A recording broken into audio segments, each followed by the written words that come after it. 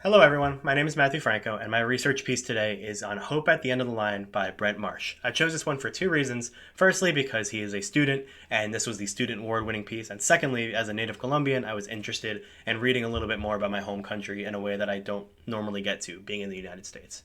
So, going over the story first in general, this is a story, as you can see, about a new transportation system in Bogota. The reasoning being twofold. Firstly, because there is a lot of traffic in the city, and it's actually the worst in the world, and one of the most congested cities in the world, as the author will prove later. And secondly, because there is a great economic and social divide amongst Bogota between the upper class and the lower class. And naturally, with the traffic, there's not a lot of accessibility to go from one area to the other, and there's a lot of social and economic impacts there as well. So this transit system is cheap and affordable, and it allows for citizens that normally wouldn't be able to go to the upper class parts of Bogota to go there and to go check it out and maybe shop and just overall lead to a better quality of life. Now, what I really wanted to focus on here is just the overall journalistic styles that Brett employs here.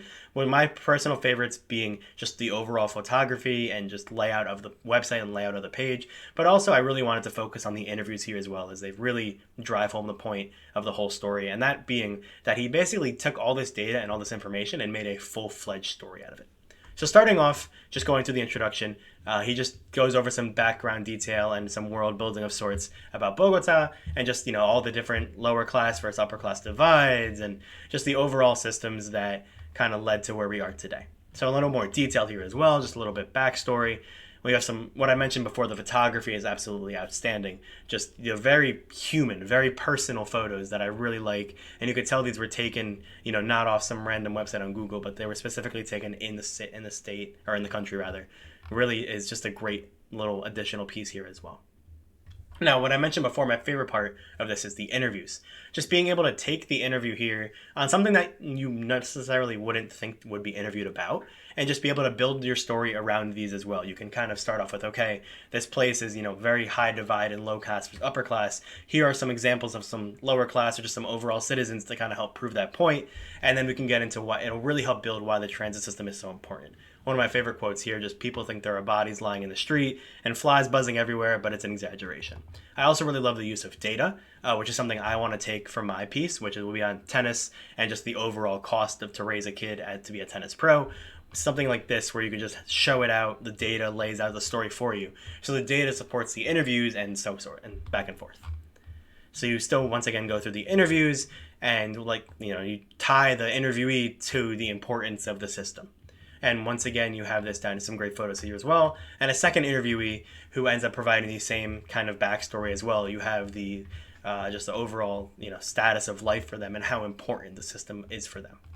And once again, as I mentioned earlier, this is some fantastic formatting with the graph followed by the photos followed by this little text box over here. It just looks very professional, and it is very professional. And now you get into the transit part with these great little header pieces here and some, once again, fantastic photography. And as I mentioned before, the average travel time is the longest in the world, most congested city in the world, and he backs up all of this with facts. So you kind of tie it all in together. The interviews, the backstory, and you combine it here with the facts, and it makes you realize, okay, this is why this is so important.